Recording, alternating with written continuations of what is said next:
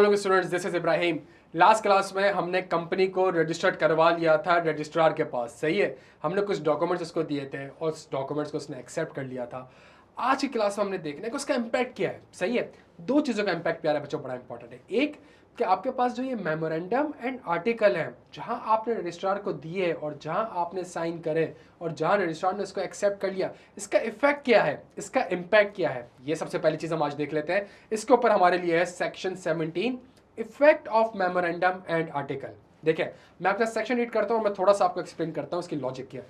The memorandum and article shall when registered जो पिछले section में हमने पढ़ा, bind the company and the members thereof to the same extent as if they respectively had been signed by each member and contained a covenant on the part of each members, his heirs and legal representative to observe and to be bound by all the provision of the memorandum and the article subject to the provision of this act।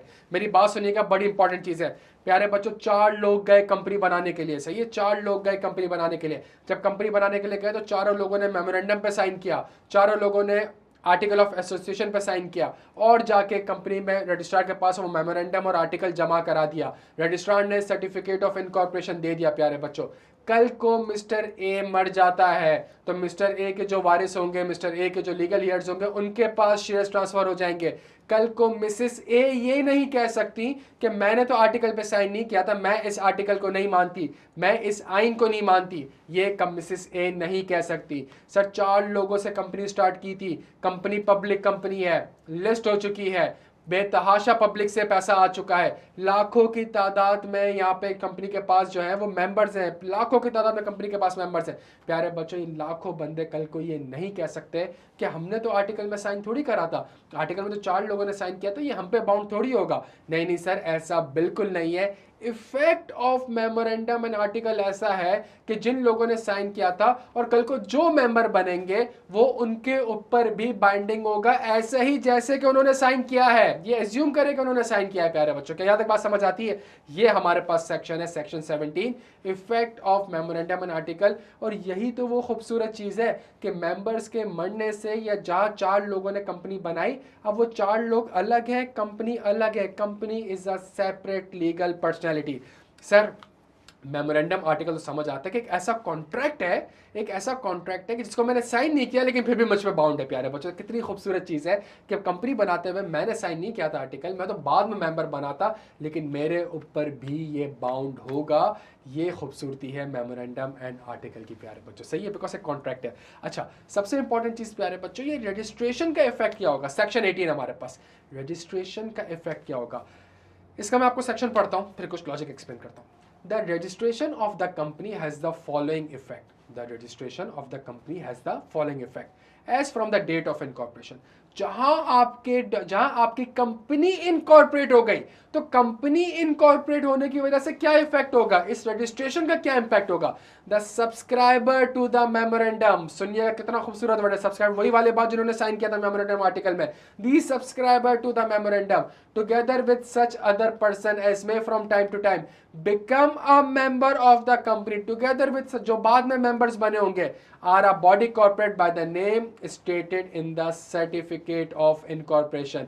ये समझने की कोशिश करिएगा कहना क्या चाह रहा है कि जहां कंपनी इनकॉर्पोरेट हो गई तो कंपनी को इनकॉर्पोरेट कराने के लिए जो सब्सक्राइबर टू द मेमोरेंडम गए थे, जहां कंपनी इनकॉर्पोरेट हो गई, ये 4 बंदे जब गए थे एक कंपनी को इनकॉर्पोरेट कराने के लिए, अब ये कंपनी एक सेपरेट बॉडी कॉर्पोरेट बन चुकी है, अब ये सेपरेट लीगल पर्सनालिटी बन चुकी है। रजिस्ट्रेशन से पहले सिर्फ 4 लोग थे, जहां रजिस्टर्ड हो गई अब ये 4 लोग भी हैं और एक कंपनी भी एग्जिस्ट करती है और इसका परपेचुअल सक्सेशन होता है। The body corporate is capable of, ये जो कंपनी बनाई गई है, is capable of exercising all the functions of an incorporated company and having perpetual succession. ये जो बॉडी कॉर्पोरेट बनी है, ये कोई इंसान नहीं है, ये कोई हैवान नहीं है, ये कोई फरिश्ता नहीं है, ये कोई जिन नहीं है, ये एक बॉडी कॉर्पोरेट है। ये सारे के सारे फंक्शन एक्सरसाइज कर सकता है प्यारे बच्चों, इसको समझने की कोशिश करिएगा। अगर यूनिलीवर एक कंपनी है, अगर यूनिलीवर ने माल खरीदना है तो यूनिलीवर के नाम से एक एग्रीमेंट हो रहा होगा, उसके पास एक कॉन्ट्रेक्चुअल राइट्स है। अगर कल को यूनिलीवर ने लेट से अपने कॉम्पिटिटर पीएनजी या जिलेट के ऊपर केस फाइल करना है तो it is the Unilever who will file the case against the Gillette and the PNG. क्या यहां तक बात हमें समझ आ रही है? तो इसके पास एक बॉडी कॉर्पोरेट के पास एक लीगल राइट मौजूद होगा सारा, ये सारे के सारे अपने फंक्शन एक्सरसाइज कर सकता है। और परपीचुअल सक्सेशन है, जिन 4 लोगों ने कंपनी बनाई थी कल को वो 4 लोग मर जाएंगे, कंपनी बंद नहीं होगी। प्यारे बच्चों मेरी बात समझने की कोशिश करें, कंपनी का परपीचुअल सक्सेशन है। इसी तरीके से the status and the registered office of company are as stated in और in connection with the application for registration. जो कंपनी का स्टेटस आपने बताया था, पब्लिक होगी, प्राइवेट होगी, लिमिटेड होगी, अनलिमिटेड होगी, ये रजिस्टर्ड ऑफिस होगा। जहां कंपनी इनकॉर्पोरेट हो गई ये चीज अब एग्जीक्यूट हो जाएगी। In case of a company having a share capital, the subscriber to the memorandum becomes the holder of the initial shares.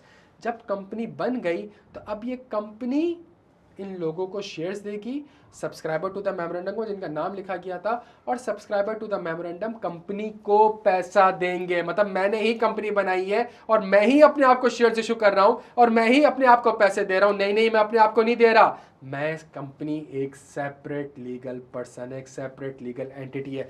The person named in the article of association as proposed director are deemed to have been appointed to that office.